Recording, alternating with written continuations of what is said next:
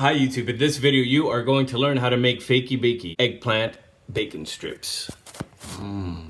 Cut the butts off, but for the bacon you're not going to use the seed. I cut both ends off and now I am going to cut it in half.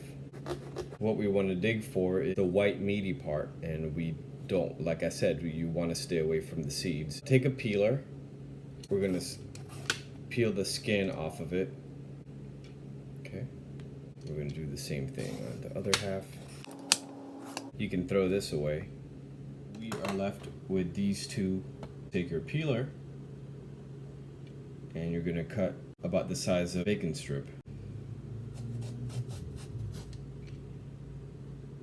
That's a nice one. Now I'm going to keep doing the same thing on the other half. Look at that. And actually, once you can't peel anymore, mold the rest of your eggplant into little bacon pieces, thin as you can, so they can be nice and crispy when you fry them. There it is. Before we get to the fun part, take a 1/4 cup of olive oil, put it in a skillet or just a frying pan. Set your stove top to about medium high. So here's a fun part. This is the mad scientist part of the recipe. It all really depends on the size of your eggplant. I had about a medium size, but I like flavor in my food, so I did 2 tablespoons of soy sauce, 1.5 or 2 teaspoons of the smoked paprika, 1 full teaspoon of the liquid smoke. I also added maple agave syrup to give it sweetness. Take your fake bacon, putting it in a bowl, in a dish. And now you get dirty. Marinate that bacon. Look at that. It looks like bacon. That's insane. Put strips on your frying pan. A couple strips at a time, just like if you were frying regular bacon.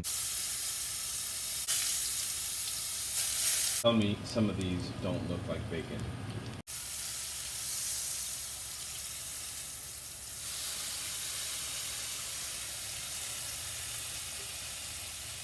Smells so good that even the dog just came out. Make sure you have a baking dish. You have a dish with a paper towel and you can lay the bacon on top of it. Here is my result with a medium size eggplant. All right, there you go. Here's a dog test. Oh. And this is what I made with it, fake chicken BLT with coleslaw. Hey YouTube, thank you guys so much for watching. If you enjoyed the video, please click a thumbs up. If you tried the recipe and you liked it, leave a comment below. If you thought it sucked, leave a comment below. But thank you so much for watching and see you next time.